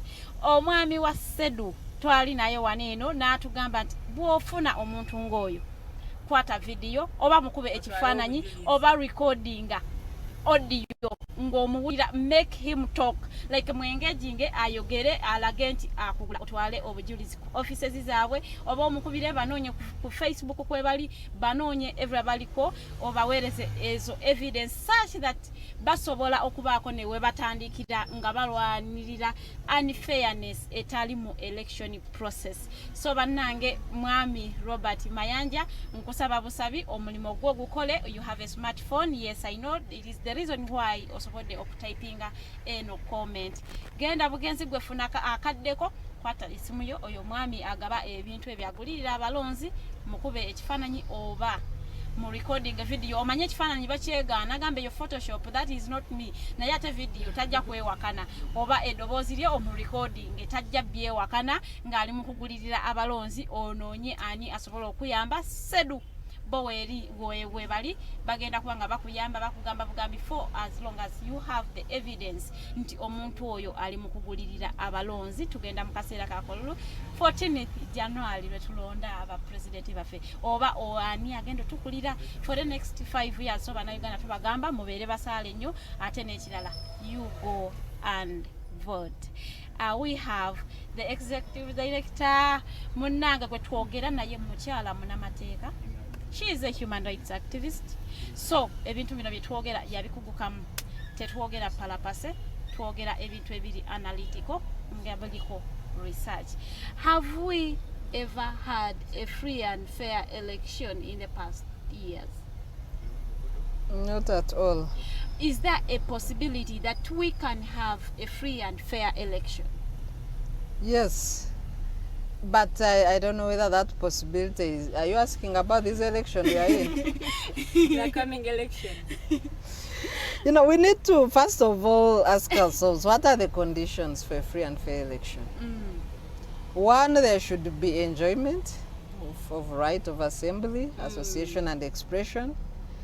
The right of assembly, association and expression in this country is affected by 16 laws in total. The most notorious among these laws is the Public Order Management Act, the Computer Misuse Act, the Interception of Communication Act, among others, and the Anti-Terrorism Act. Now we have the Anti-Money Laundering Act. So these are some of the laws, one, that have provisions which contradict the Constitution, especially Chapter 4 of the Constitution on Fundamental Rights and Freedoms. The provisions also contradict regional and international conventions and protocols on fundamental rights and freedoms. And these include the International Convention on Civil and Political Rights, which is commonly known as ICCPR. Then we have the Universal Declaration on Human Rights, the African and People's Charter, African Union Human and People's Rights Charter. So when you look at these protocols and conventions, you also come back to our Constitution, which is the supreme law of the land. Parliament has continued to enact laws that are not in harmony with the Constitution, which is very unfortunate. And maybe since we are on voting time, that's the right time to address the issue. abantu mbadde njagala era kano kankogere mu Luganda wadde luntawani abantu njagala bannayuganda mutegeere omulimu gwa MP sikugaba sente sikukola nguuto sikubawa sente awo nti bandwadde oba ndiki. Omulimu gwa MP okusinziira ku ssemateeka wa Uganda kwe kubaga amateeka agali ku line ya constitution kwe kupromotinga engeri constitution gyeteekebwa mu nkola mu Uganda muno kwe kuteekako checks and balances ku bintu government byekola otaddeko ne budget otaddeko ne service delivery. Naye mwe mugenda ne mulonda abantu ntono yandeetedde sukaali ono yandeetedde sabbuuni kati twesanze nga tulina amateeka 16 tegali ku line ya constitution kubanga ba MP bemusindika mu parliament tebategeera constitution. One of our guests here suggested nti ba MPs abamu balina okubanga oba bonna abantu omuntu okwesimbawo kuba MP olina okubanga wasoma amateeka kubanga agamba nti kubanga eri babagirayo amateeka mu parliament so omuntu atabitegeera tajja kufaayo nnyo kugamba nti bayisa lino etteeka likosa litya omuntu gwenkiikirira. So what is your take on that? Should MPs go for a refresher course in law or a diploma at LDC for them to be well conversant with these laws that they are putting in place and how they affect the common person? No, maybe part of their induction course can include basics in illegal drafting. But we cannot say that Parliament should only be full of lawyers. Laws affect all other spheres. We have the genetically modified organisms bill. You need scientists and agriculturists to have expertise on that. We have laws governing other sections, including ICT, including creative industry, including science and innovations, including health and medicine. So we cannot say that a parliament should be full of lawyers. Yes. What we need are MPs who are able to read and understand the constitution. Tuina ba MP abangi nga even speaking English abamu abesimbyewo nga n'okwogera oluzungu lutalo kati abo bajja kusoma ssemateeka ne bamutegeera because buli muntu yenna omuyivu nga amaze okusoma basic education they can read and understand. The constitution is written in simple English. Even every citizen can read and understand the constitution. It's not a document for lawyers. So bannange, the issue is mwekubirize okusoma muyige okusoma ekintu kibadde nti can we have a free and fair elections agambye yes na yes mu 2021. What needs to be done for Uganda needs to have a free and fair election? We need first of all to promote the civil and political rights. We have come in a season, for example, I don't know when, I will use an example of Robert Kyagulanyi. I don't know when he was banned from talking to people, when he was banned from being hosted on some radio stations. It's more than a year ahead of elections. So if you cannot say that in such a situation you can have a free and fair election. He was stopped from even with General Tumukunde and others, they were stopped from consulting ahead of elections. The Presidential Elections Act provides that anybody who wants to participate in elections can inform Electoral Commission and go and consult Ugandans on their bid. There is no time limit on this bid. It should, even if a president is sworn in on 12th May 2021, somebody who wants to run in 2026 can notify Electoral Commission and go and consult about their bid. There is no time limit. Yes, but this has never happened in this country because of the challenge of the way police handles the mentality of police. Anybody who does not support the ruling party is presumed to be a criminal by police. By police. Yes. So we do not have that situation, and that cannot enable us to have free and fair election. There are other requirements for free and fair election. One is transparency in the management of elections. The Electoral Commission is trying what they can, but as of today, we do not have regulations managing the use of technology in elections. It's important for Ugandans to note that during the Amamambaba's petition in 2016, court found, it was a court finding, that we used what we are known as the TATRAS, or biometric voting system, without enabling law in this country. But also the biometric system used in 2016 did not have a backup to enable anybody to evaluate and validate the actual votes of the people. So the Supreme Court ruled, one, that there should be laws governing use of technology. In the electoral amendments that were signed off in February this year, yes, we put that in the Acts of Parliament, but we do not have regulations to operationalize use of technology. In addition to that, I'm sure many Ugandans have heard the president saying that he fired the former senior officials of the Electoral Commission because they failed to procure the biometric equipment required for these elections. And he said recently that after firing them, he's now sure the procurement process is going on.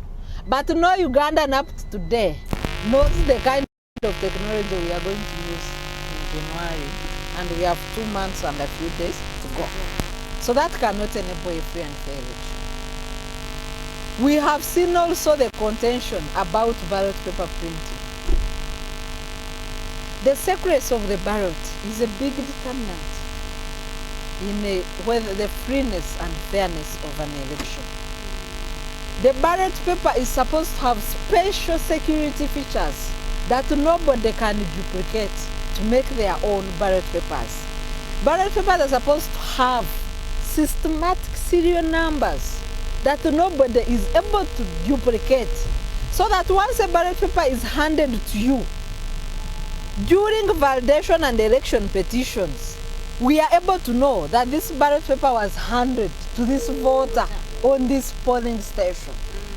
So once you do not have proper printing of ballot papers, which are very secure and beyond manipulation by anybody, then you cannot have the secrecy of the ballot secured.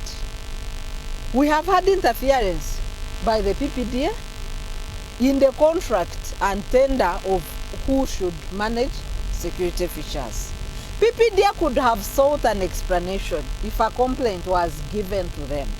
But I want to emphasize one fact here, that Article 62 of the Constitution protects the independence of the Electoral Commission, and it states in brief that the Commission is not subject to any directives or any command by any authority in Uganda in the conduct of elections. So does PPDA think that they are above Article 62? We have cancelled this tender. We are directing you to repeat the process. Even when they know very sure that the Electoral Commission needs a minimum of 45 days to decide if they were to begin the tendering process. Yes. You have 63 days now. Yes. We have 65 days to voting. So Electoral Commission takes away 45 days to evaluate a new tender process. What time does somebody print ballot papers? And they need 187 million ballot papers. Electoral Commission said in their evaluations of local tenders, no bid, no company had such capacity to print 187 million ballot papers. They further said that the local companies do not have capacity for the security features required on a ballot paper. So what is the intention of PPDA, or who is behind PPDA in interfering with the ballot paper printing in Electoral Commission or electoral process? This does not augur well for a free and fair election. The third key element is the interference or militarization of elections. The role of the military in elections, or police and whoever it is, because now we have police, UPDF, LDUs and other unknown entities, should be to keep law And order. and work under the guidance and supervision of the Electoral Commission. Yes. But are they doing that? No. know. So how can we talk of a free and fair election? So that international election observers may not make a trip to Uganda. How is this going to affect Uganda as a country and the coming election? No, it's very unfortunate that even after the opening of borders, the international observers are not coming to observe the elections. It's important to note, however, that under the Electoral Commission Act, the Electoral Commission is supposed to invite international observers to observe elections. So as the media people, can we find out whether Electoral Commission sent invitations? Because they cannot come on their own as international observers, they are supposed to be invited. But also under the ACDEC or the African Charter on Democracy and Elections, it is mandated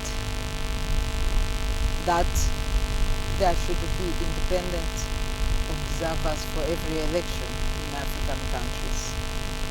So when you take that element, as much as we are aware that COVID interfered with these plans, but even after, release of lockdown restrictions, did the Electoral Commission invite? Yesterday I saw the spokesperson of the Electoral Commission saying regional bodies, yes, are coming to observe elections. When are they coming? Elections is not voting day. So if electoral bodies are coming to observe elections, they should have arrived yesterday. Or if they haven't, I hope they are on their way. Otherwise, they'll be too late to make sense of what is happening. So away from that, we have local observers. Local election observers apply and are evaluated and accredited based on their competencies and the aspects they intend to observe in elections. Section 16 of the Electoral Commission Act empowers the Commission to accredit individuals, associations, organizations, or institutions to observe elections. The Electoral Commission has accredited a number of organizations, and we recently saw the interference with election observation by the National NGO Bureau in their attempt to ban UU and loose coalitions in Uganda with no legal basis whatsoever. There is no section in the National NGO Act that empowers or mandates the registration of loose coalition or empowers the Bureau to determine how Ugandans are going to enjoy their rights of freedom of assembly, association, and expression under Article 29 of the Constitution. The Bureau gave a draconian, illegal, and unconstitutional directive on UU and loose coalitions, and we are challenging it because they have no legal basis whatsoever in the NGO Act, in the Constitution, in the international conventions and protocols that govern their work. That is also another indicator of the political ill motives in the interference of freeness and fairness of elections in this country. It is the mighty drive dakika tulina ttaano program yaffe ate tuligale okuwera essaawa esatu ez'amakyago olunaku lwaleero. We had omukyala Saalaze nga twogera ku nsonga, twogera constitution, twogera mateeka, twogera politics, twogera sente ziri politics ne impact munange twe abaddeko okuva eri gye tutandikidde ne discussion yaffe ku ssaawa emu mpaka wano tugenda okugalira kati tusuubira nti oyize oba olina kyofunyeemu. Wemba sisomye question y'omukwano, I am really sorry, questions zibadde nnyingi ate ko akadde tubadde nakatono. Tusuubiza nti bwe tunaaba tufunye akadde nga naye afunye akadde tujja muzza abeere nti ayongera okubasomesaamu oba okubabuulira to enlighten you about the laws and how they can affect you and how they can protect you in your comprehensive remarks.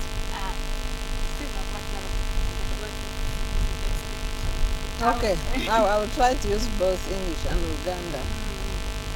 In English, in brief, I want to call upon all citizens to protect themselves from COVID. Keeping health is your personal responsibility. It's not a job of government. It is not a job of police. Let's prevent the spread of COVID and keep ourselves safe and healthy. I also want to call upon Ugandans, especially all eligible voters. That means those registered to vote. Please cast your vote. It is your sovereignty right. Oba otuddemu olukwe, oba tokulya akalulu. In Uganda, nkubira omulanga abantu mwenna twetaaso ekirwadde kino ekyatulumba ekya korona. Okubeera mulamu si mulimu gwa gavumenti, si mulimu gwa poliisi. Kitukakattako ng'abantu tubeere balamu mu bintu byonna bye tukola. Ekyokubiri nkubira omulanga Bannayuganda, bw'oba oli ku lukalala lw'abalonzi todyamu lukwe eggwanga lyo n'otakuba akalulu.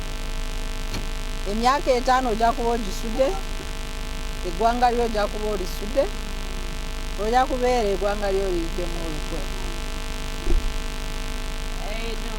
Omukyala mumuwulidde bulungi, tubadde naye okuva ssaawa emwenda okumakya mpaka wano wetugenda okukomenkereza puroguramu yaffe ey'olunaku lwaleero. She is the executive director for Center for Constitutional Governance. Betubadde naye ng'atunyumizaamu ng'atwenulatinga ng'atusomesa munaffe yabaddeko, tusuubira nti ate olina ky'oyiseemu. Tulabagane olungi. Farida Bikobere is my name. Nkoze ne LILIAN LUWEDDE. Omukyala Elizabeth Musingwa yabadde mu control room ng'akutemeratemera ebifaananyi ebyo nga bw'obiraba ku sikiriiniyo. Munnange omwami Kenya Musingi, he is on the front camera olunaku lwaleero. Yatukoledde kamera eyo ng'akutuusa n'akuwa LILIAN LUWEDDE n'akuwa EP n'akuwa Farida. So omwami Kenya Musingi okoze omulimu gw'amaanyi. Aba transport manager Kato Tumusiime yatutuze bw'olabamu enkuto zosimulungi eza Uganda bwe tutwala tukiriki nga tugenda tugeyindaba nga mukomenti nga munyenya nnyo bannaffe. Tebuba buzibu bwaffe, enguudo ze tutambulirako zo ziba mbiddala. Omwami Arnold Mokosi Anthony yabadde atugamba nedda tukwate wano awo wabi nnyo ate tuyitireko wanero tebagenda kunenya nnyo wano we wali netiwaaka kayakwasaganya nga we tulina okuyita. Munnange mukola omulimu gw'amaanyi, ttiimu ebeera nnene nnyini ddala abeesitamishoninze naye nga mukoze naffe ba mikwano, mwebale kukola mwongeremu amaanyi, temujjanga okwo. Bannange n'abavubuka nze kano kalowoozo mukole muve waka mukole abaana abawala mweyunire nnyo okukola. Tekitwala tekujjako owebakapaka kawa zino mubuliri okola bagabamu emmere era tebagabamu ssente. Genda onoonye omulimu okole. Abavubuka olina diguli ogamba nze sikola mulimu gwa wansi temunyuma mirimu kubanga akasente akaveeyo bakagamba nti ate kano wakajja mu restauranti ng'osiimuula neyakoze mu banka neyakoze mu restauranti sente ziba zizimuwe guba mutwalo value eba yeemu. Another thing, don't forget bannange olunaku lw'okulonda lutuuka mugende mulonde. The Night Drive ye program gy'obadde oliko ebeerawo ssaawa emu mpaka ssaawa 3 page eri the Alternative Uganda. It is real issues, real talk. See you tomorrow. Obudde bwe bumu.